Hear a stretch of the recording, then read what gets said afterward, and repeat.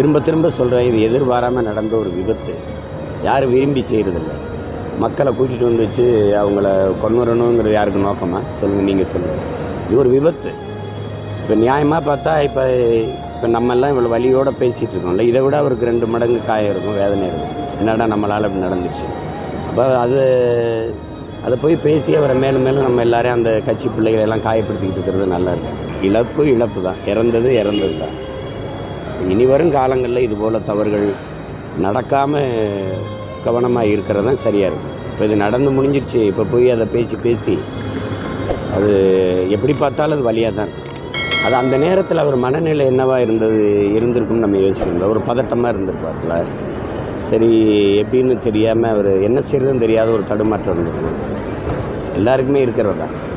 இப்போ அதனால் அதை போய் ஒரு குறைய சொல்லிகிட்டு இருக்க முடியாது. நம்ம ஏன் நீங்கள் போகல, அப்போ அவர் போகலைன்னா நாங்கள்லாம் போகிறோம்ல, தம்பி போகலைன்னா அண்ணன் போய் பார்க்குறோம்ல, அதை போய் பெருசு பண்ணிட்டு போவார். இங்கே எல்லாமே அரசியல் தான். ஒவ்வொரு மனிதனின் ஒவ்வொரு வார்த்தையிலும் அரசியல் பிறக்குதுங்கிறான் லெனின்.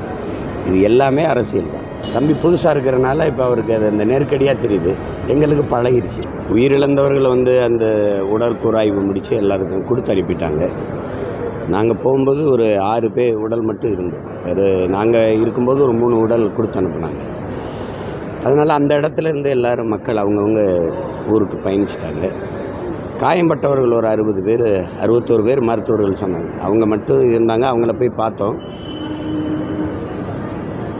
இது பெரிய அளவுக்கு முகத்துலேலாம் ஒன்றும் காயம் இல்லை. சிலருக்கு தான் இங்கே கழுத்தில், கால் கை இதெல்லாம் கொஞ்சம் விழுந்ததில் காயம். மருத்துவர்கள் சொன்னது அது கொஞ்சம் குணமாகிட்டு வருது அப்படின்னு அவங்கக்கிட்டையும் கேட்டேன். கொஞ்சம் வலி இருக்குது அவ்வளோதான்னாங்க. அது கொஞ்சம் கொஞ்சமாக சரியாயிடும், 2-3 நாளில் சரி. அதே போல் இந்த கள்ளக்குறிச்சி சாராயக்குறிச்சி உயிரிழந்தவங்களோட அன்னைக்கு முதல்வர் போகலாங்க. ஆனால் தற்பொழுது இந்த விஜயோட மாநாட்டில் இந்த மாதிரி சம்பவம் உடனடியாக அமைச்சர்கள் முதல்வரெல்லாம் பார்த்து இது காரணம் என்னன்னு நீங்கள் அதுக்கு யார் காரணமோ அவங்கள தான் நீங்கள் கேட்கணும். அண்ணன்ட்ட கேட்டு என்ன பதில் சொல்ல. அது அவங்க ஆட்சியில் நடந்துருது. ஏன்னா அதில் குற்றத்தை பொறுப்பேற்க வேண்டியது அவங்களாயிடுறாங்க. இப்போ இது தம்பி விஜயோட கூட்டத்தில் நடந்தது. இப்போ அதே அவங்க கூட்டம்னா அவங்க கூட்டம்னா அப்புறம் அவர் எதிர்க்கிறாரு, சரி அவர் கூட்டத்தில் நடந்துருது அப்படிங்கும்போது இவங்க உடனடியாக எல்லாரும் இயங்குறாங்க. இது யதார்த்தம் தானே, இதில் போய் பேசிட்டு இருக்கீங்க. சொன்ன நேரத்துக்கு வரல, சொன்ன நேரத்துக்கு வந்திருந்தா இந்த விஷயம் நடந்திருக்காது அப்படின்ற விஷயங்களும் பரவி இல்லை. இப்போ கூட எங்கள் கூட அமைச்சர் வந்தார், மின்துறை அமைச்சர். என்ன சொல்கிறாருன்னா, மின்கம்பத்தில் ஏறும்போது அவங்க ஆளுங்க தான் மின்சாரத்தை துண்டிங்கன்னு சத்தம் போட்டுருக்காங்க, கத்திருக்காங்க. அதனால அந்த அணைக்க வேண்டியது. சில பேர் அந்த ஜென்ரேட்டர் மேலே ஏறி அது விழுந்ததெல்லாம் அவங்களுக்கு காண வேண்டியது. இப்போ அந்த மாதிரி இதெல்லாம் தவிர்க்க முடியாமல் அணைக்கிறது தான். அது அவர் அதான் சொல்கிறார். வர்றது ரொம்ப நேரம் காத்திருக்கிறது. அந்த குழந்தைகள் அவங்க என்ன சொல்கிறாங்கன்னா, 8 மணிலேருந்து நிற்கிறாங்க. காலை உணவும் சாப்பிடாமல் வந்துடுறாங்க. அப்புறம் மதிய உணவும் இல்லை, குடிக்க தண்ணியும் இல்லை. அப்போவே ஒரு மயக்க நிலைக்கு பெரும்பாலானோர் வந்துடுறாங்க. போகலாம் அப்படின்னாலும் நெரிசல் அது கடந்து போக முடியல. அந்த மாதிரி சிக்கிக்கிட்டவங்க தான் ஏராளம். இழப்பு தான், இறந்தது தான். இனி வரும் காலங்களில் இதுபோல் தவறுகள் நடக்காமல் கவனமாக இருக்கிறது தான் சரியாக இருக்கும். இப்போ இது நடந்து முடிஞ்சிருச்சு, இப்போ போய் அதை பேசி அது எப்படி பார்த்தாலும் அது வழியாக தான் இருக்கும்.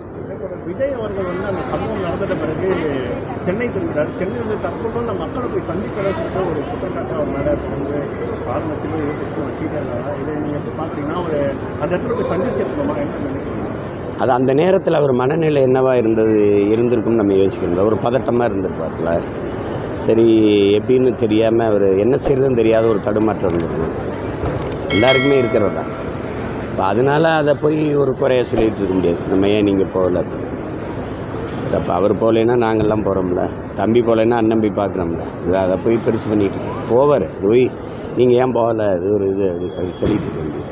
கடைசியில் சீமான் அவர்கள் இது குறித்து விஜய் அவர்களை நேரில் சந்தித்து ஏதாவது வாய்ப்பு ஏற்பட்டால் சந்தித்து ஒரு தைரியம் சொல்லிக்கிற வேண்டியது, ஆறுதல் சொல்கிறேன். அண்ணன் தம்பி சந்திக்க நாங்கள் சந்தித்தவங்க தானே. இப்போ அவர் ஒரு பக்கம் பயணம் போகிறாரு, நான் ஒரு பக்கம் பயணம் போகிறேன். சந்திப்போம். எல்லாம் நம்ம ஆளுங்க தான், கூட இருக்க ஆளுங்கள்லாம். அது ஒன்று